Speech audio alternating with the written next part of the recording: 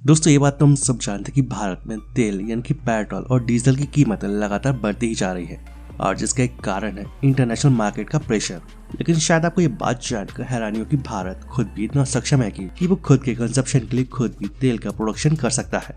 लेकिन फिर भी भारत अपनी जमीन से तेल निकालने के बावजूद दूसरे देशों से तेल मंगवाता है और अपनी जरूरत का सिर्फ 20% तेल ही खुद निकालता है और बाकी का 80% सऊदी, इराक, यूएई और रूस जैसे देशों से खरीदता है। तो अब ये सवाल उठना तो लाजमी है कि आखिर क्यों हम अपने देश से तेल नहीं निकालते हैं। तो चलिए जानते हैं इसके पीछे का असल कारण। बस आप वीडियो को लाइक करके चैनल को सब्सक्राइब कर दें। भारत खुद अपनी जमीन से तेल नहीं निकालता है और इसके पीछे का एक बड़ा कारण है ड्रिलिंग का कम होना और ड्रिलिंग नहीं होने की वजह से लगातार तेल के कुओं का सूखना। और दोस्तों अगर हम आंकड़ों पर नजर डालें तो हमारे देश में जिस जिस जगह पर तेल मिलने की संभावना है उसमें से सिर्फ 22% हिस्से को ही एक्सप्लोर किया गया है और साथ ही समुद्र के अंदर से भी तेल निकालने की कोशिशें बहुत ही कम हुई है। और करीब पिछले 15 सालों में सरकार ने कंपनीज को लगभग 450 ब्लॉक में ड्रिलिंग करके तेल खोजने की परमिशन दी है। वैसे ये सब सुनकर ऐसा लगता है कि इन सब कंपनियों की तेल की प्रोडक्शन में दिलचस्पी ही नहीं है, लेकिन ऐसा कुछ नहीं है, बल्कि कई ऐसे कारण हैं जिसकी वजह से ऑयल कंपनीज ने अपने हाथ पीछे खींचे हैं। और इसमें एक सबसे बड़ा कारण है कि तेल निकालने के लिए सारा का सारा खर्चा कंपनी को खुद ही उठाना पड़ता है और इसके बावजूद भी इस बात की कोई गारंटी नहीं रहती है कि उस जगह से तेल निकलेगा ही। और इस वजह से ये कंपनी इस तरह के रिस्क लेना पसंद नहीं करती है।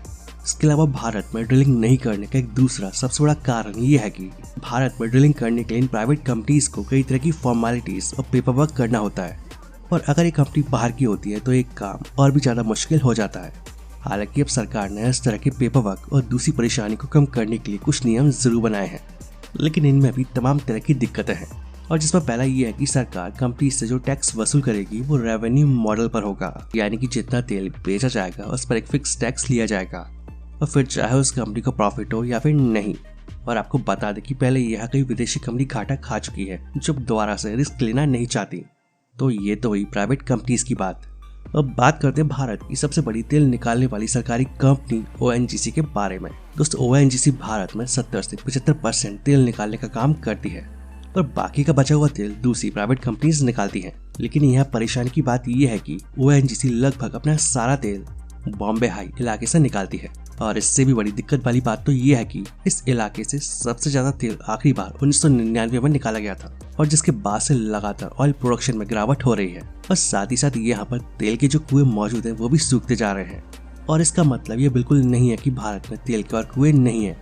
और जैसा कि अभी हमने आपको बताया कि भारत में जहाँ जहाँ पर तेल मिलने की पॉसिबिलिटीज है उसमें से सिर्फ 22% हिस्से को ही एक्सप्लोर किया गया है और इससे ये साफ हो जाता है कि ओएनजीसी तेल की और भी कुएं ड्रिल कर सकती है। लेकिन ये काम भी अब इतना आसान नहीं रहा है क्योंकि सरकार ने ओएनजीसी के लिए परेशानियां बढ़ा दी है।